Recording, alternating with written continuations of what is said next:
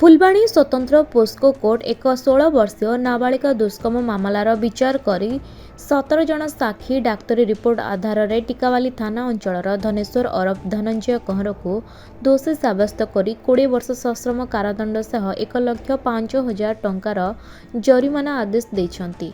जरिमाना अनाद्य आउ अधिक 14 मास कारादंड भोगिबाकू निर्देश देइछंती कोर्ट। सरकारक तरफरु पोस्को कोर्टर स्वतंत्र पीपी असीम प्रहराज मामला परिचालना करुथिले। एही मामला रे मात्र 8 मास मध्यरे विचारण होई दंड विधान होईछि। सूचना अनुसार मार्च 11 तारिख 2024 रे पीड़िता नाबालिक जनक घरे एकुटिया थिबा बेले दुष्कर्मर शिकार होइतिले। से निज भौणी घरे रहुथिले। एही समय रे एकुटिया सुजोग पाई दोषी जनक नाबालिका को दुष्कर्म करिथिला। तेबे घटना बाबद जानिबा परे पुलिस रे एतला दायर करथिले नाबालिका और तांको बापा मां। एही मामला रे 17 जन साक्ष्य प्रदान करथिले। पीड़िता को क्षतिपूरण अर्थ 7 लाख टंका प्रदान करिया पई जिला लीगल एड को कोर्ट निर्देश दैछंती। आज ADJ court Phulbani POCSO कोर्टर विचारपति Rajesh दास सर कोर्ट रे आज 2024 मसीहार गोटे 16 वर्षीय नाबालिका केस राय प्रकाश पाई।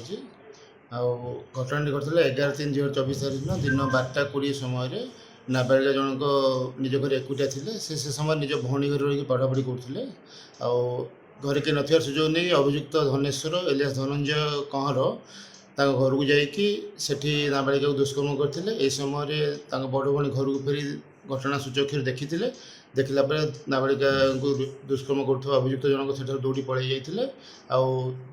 नाबालिका को पचारा समस्त घटना बड़ भौणी कहला परिवार बापा माँ को से नाबालिका बड़ भौणी खबर देते। से आसला से दिन ही संध्या 7:20 टिकावाली थाना रिपोर्ट देते। ए रिपोर्ट को आधार कर टिकावाली थाना केस नंबर 38/2024 रजिस्ट्रेशन होता 11/3/2024।